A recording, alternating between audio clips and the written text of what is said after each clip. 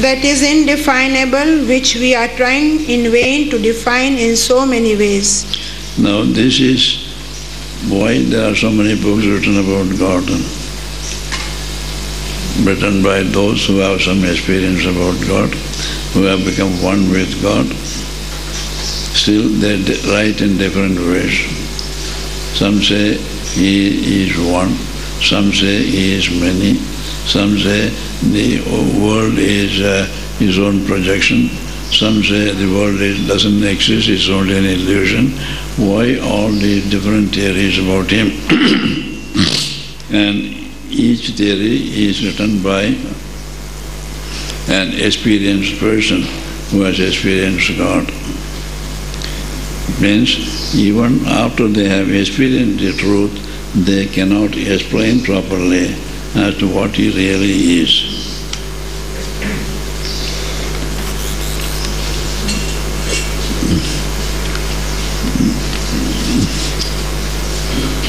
We can experience it. Say, I'm putting a lozenge in my mouth, no. I cannot say how it tastes. Even as it is sweet, we can just imagine what it is, that's nothing more than that. The real taste I cannot explain. Like that, those who experience God cannot express what He really is, what real peace and bliss they experience. They say, 4 blind men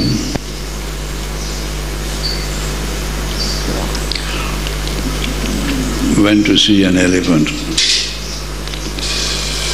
Blind men to see an elephant. They were taken to an elephant. They were told that elephant is standing there. You can go, touch and see how much you can understand about him.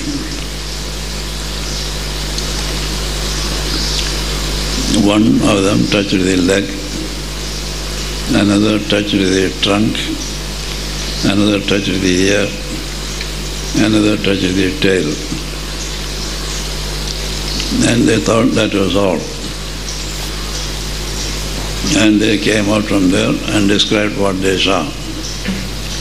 One said, elephant is like a huge pillar. Another said, is like a huge pipe. Another said, is like a huge fan who touches the ears. Another who touches the tail said he is like a thick rope. That is the description they gave about the elephant. So also, those who have seen one aspect of God describe that aspect alone. They cannot define the entire form of God or all aspects of God together.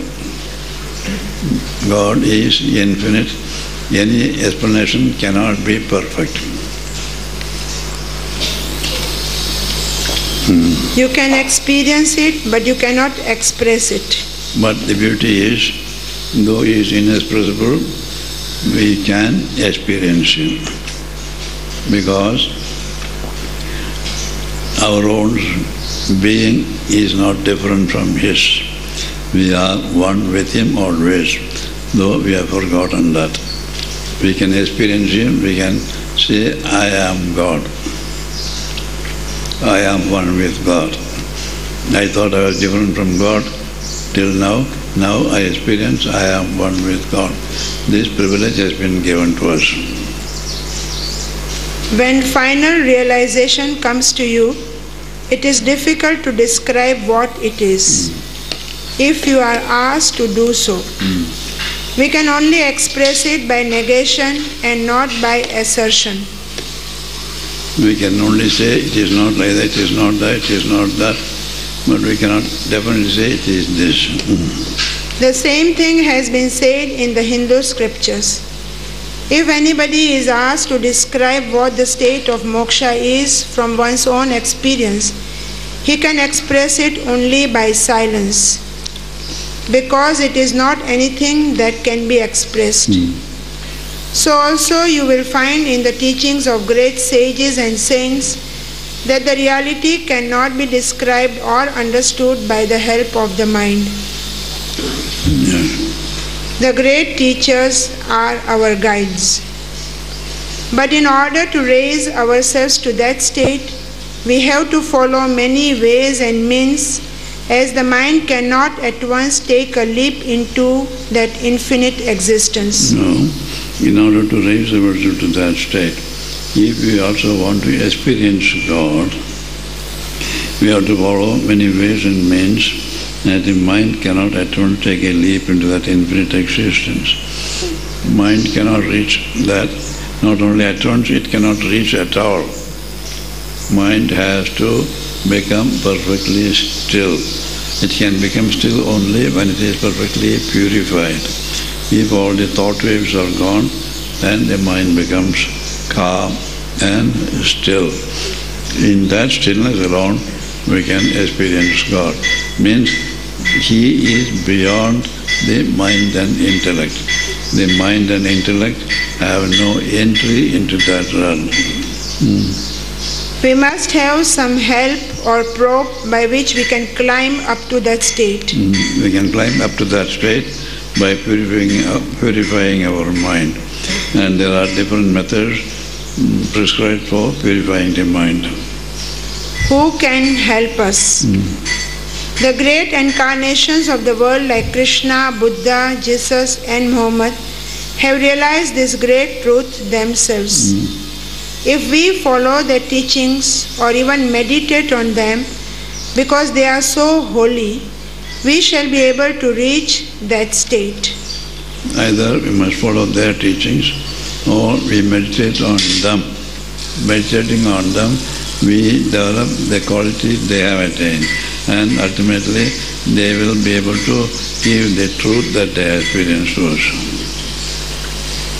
We must take them as embodiments of that reality and have perfect allegiance to them. We cannot hang on to the air and try to find out what that reality is. If we try to approach the truth direct, we shall never succeed. We can never succeed if we approach it directly, because we want always some prop, something to hold on to. We cannot say, lift our hand and reach the sky. We cannot hold on to anything. We want a ladder, innumerable ladders to reach the sky. Even then, can we reach the sky? No. So some prop is necessary, some guide is necessary. In this case,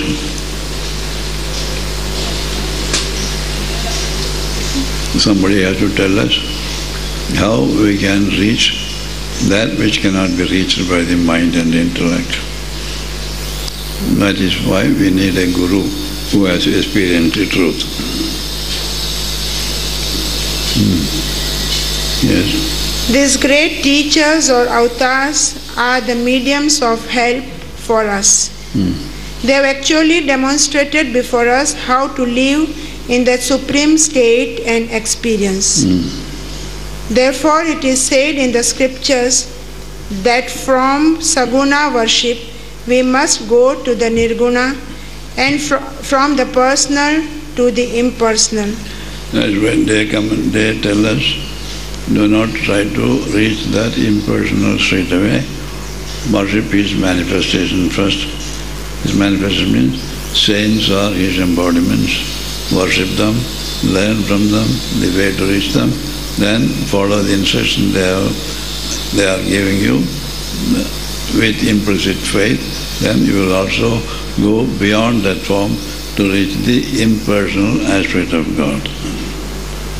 We have got the images of Buddha, Krishna or Jesus before us to enlighten us, and ultimately they make us go beyond form and realize the supreme, nameless, formless, all-pervading spirit which activates the whole universe and which expresses itself as the whole universe. That is why we are asked to give a form, imagine God in a particular form and worship that form. give all your love and adoration to that form, which will purify your mind, and that form, that devotion to that form will take you beyond that form to the formless aspect of God. If we have the full realization of the truth, we can transcend all diversity and be living always in unity and oneness. Once we have realized the unity of all manifestation, naturally there is no question of diversity there. We have transcended all diversity and live always with the full consciousness that everything is one. Therefore, divine love is what we have to practice in order to free ourselves really from the thraldom of ignorance and bondage of birth and death, and attain a state of tranquility born of the realization of our immortal and infinite existence. Therefore, divine love it is that we have to practice. What is divine love? What is human love? Human love is based on body consciousness. So-and-so is my friend, so-and-so is my relation, so I love him. That is based on body consciousness. That does not lead us further. It leads to attachment and it will be more and more binding. But the Papa says now we must practice divine love. We must love a person because the divine is seated in that person. Means we love the divine in that person. If we do so, our attachment to the physical form will not be there, and our love for the divine will help us go forward on the spiritual path. That is why Papa says divine love must be practiced. Means gradually you will be able to see the same divine in everybody and in everything in the universe. Then you will be able to love all equally. Whereas depending upon the physical body consciousness, you cannot love more than a few. That is, belonging to your household and the circle of your friends. There it stops. Whereas divine love, there is no limit for it. Infinite expanse. That's all. We'll stop here. Hari Om. Om Shri Ram Jai Ram Jai Jai Ram. Om Shri Ram Jai Ram Jai Jai Ram. Divine love and human love. Very difficult when we say human love, that is love based on body consciousness, will lead to attachment. Therefore, try to practice divine love. People will not accept it easily. I cannot understand that. I love that person because I see his body only. Whereas when you say the divine, you say, I can't see the divine. How can I love? That is the difficulty they experience. But we have to understand what the saints say and try to be conscious of the divine seated in their heart and love him.